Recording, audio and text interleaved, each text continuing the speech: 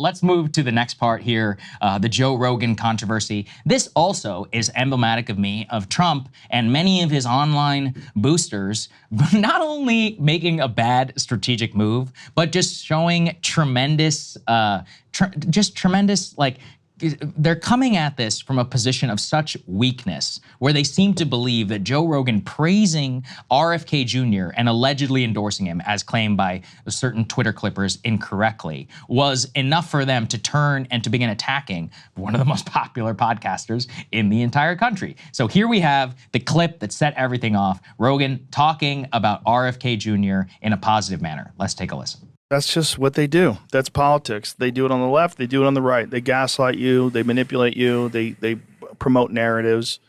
And the only one who's not doing that is Robert F. Kennedy Jr. You a fan? Yeah, I am a fan. Yeah, he's the only one that makes sense to me. He's the only one that he doesn't attack people.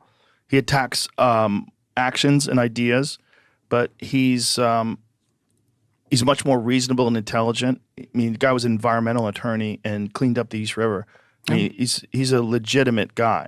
Okay, so that's all he said. Now, that was construed as a quote-unquote endorsement by several people on Twitter. By the way, shall we all just take this as evidence of when some random person you've never heard of says, Joe Rogan endorses, maybe listen to the clip for yourself, and if you don't use the word endorsement, then it's probably not an endorsement. He was saying things that are positive. Rogan responds, let's put this up here. He says, for the record, this isn't an endorsement. This is me saying I like RFK Jr. as a person. I really appreciate the way he discusses things with civility and intelligence. I think we could use more of that in this world. I also think Trump raising his fist and saying fight after getting shot is one of the most American fucking things of all time. I am not the guy to get political information from. If you want that from a comic, go to Dave Smith. He actually knows what he's talking about. Now, this, kind of, not necessarily walking away from the RFK endorsement or whatever, was enough for then Trump to see it. Let's put this up there. Trump now says it will be interesting to see how loudly Joe Rogan gets booed the next time that he enters the UFC ring,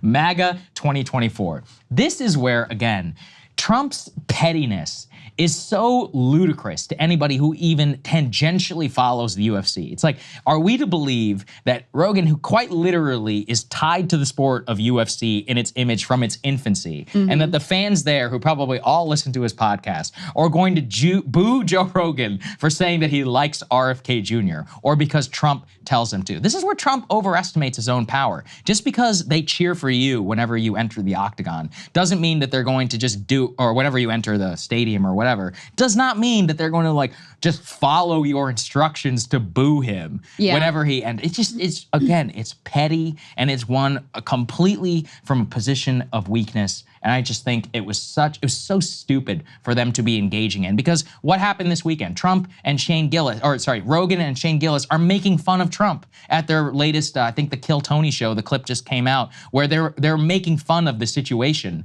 in Madison Square Garden in front of millions of people, and everybody was laughing at the idea that Trump was gonna be attacking Rogan. So anyway, very stupid idea. Yeah, I mean, I did a whole monologue, you'll recall, about the way that the left would only fixate on the things that Rogan would say that they really disagreed with. And when he would say things they do agree with, they would just completely ignore. And it's like, you have this very popular figure who has a lot of clout. I mean, I understand why like a quote unquote endorsement from him matters. You remember when he endorsed Bernie? It was similar of him being like, I'll probably vote for this guy. It wasn't like, I endorse Bernie Sanders. And the Sanders campaign smartly took it and ran with it, because this is a guy who has a lot of sway and clout with his audience. So why would you want to, blow this thing up massively and make it appear like he's an adversary, attack him aggressively when, he does by and large now talk about, he criticizes the Democrats way more than the Republicans. He does, by and large, host a lot of conservative viewpoints. He has been very good for a lot of elements of the right. And so for them to, turn on a dime and have the freak out that they did, it was very indicative of how insecure they're feeling. And then it was also interesting to me that he felt enough pressure, because he normally doesn't respond to any of the controversies. He felt enough pressure to have to come out and say, well, it wasn't really an endorsement, and here's something cool that Donald Trump did too, by the way. So he clearly was feeling the heat from an audience that has become increasingly right-leaning over time. But just to give you a sense, put B7 up on the screen of the level of meltdown from Cat some of turd. yes, cat Themed turd in cat turd. particular. But there were a lot who were saying things like this. He says, so I've never been a Joe Rogan fan, can't stand him. Yes, he has a popular podcast. I've always thought he was absolutely politically dumb. He's great at figuring things out 2 years after we do. What a legend. So did it surprise me when he endorsed idiot RFK Jr. today? LOL, no. We're talking about the same effing idiot who endorsed Bernie Sanders, right? He's the podcast equivalent of a dumb blonde joke. And this came after Cat Turd. I don't know if we have these tweets. After Cat Turd previously had been like, guess what? To all of you lefty idiots out there, Joe Rogan can say whatever he wants on his podcast, and you can just go cry about it, was basically the essence of the tweet. Dear You got leftist, it? Joe Rogan can say anything he wants on his podcast. There's nothing you can do about it but cry. January 31st, 2022. Yeah. And now a little bit of a change of tone. It's like, yeah, first of all, how did Cat Turd become Such a thing. a figure? Yeah, I mean, there's certain things that Cat Turd has done in his past, which I'm not going to mention here on the air, but anyways, it involves a dog. That's all I'll say, that people can go and look into for themselves. My only point is, like, how exactly did figures like this become the so-called, like, MAGA cultural tastemakers? It was by, sniveling at the boot of Donald Trump. That's all he's done this entire time. I remember he would attack Jeff Sessions. He would attack anybody who would come out against Donald Trump. It's like a cultish figure. And I mean, probably to expected from a cat turd-like individual, but the fact that he has such sway, I mean, he was on the Tucker Carlson show, for God's sake,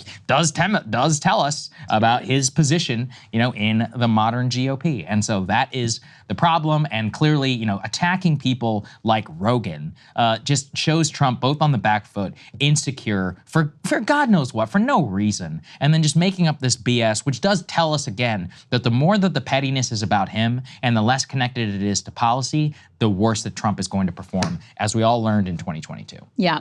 Hey, if you like that video, hit the like button or leave a comment below. It really helps get the show to more people. And if you'd like to get the full show ad-free and in your inbox every morning, you can sign up at breakingpoints.com. That's right. Get the full show, help support the future of independent media at breakingpoints.com.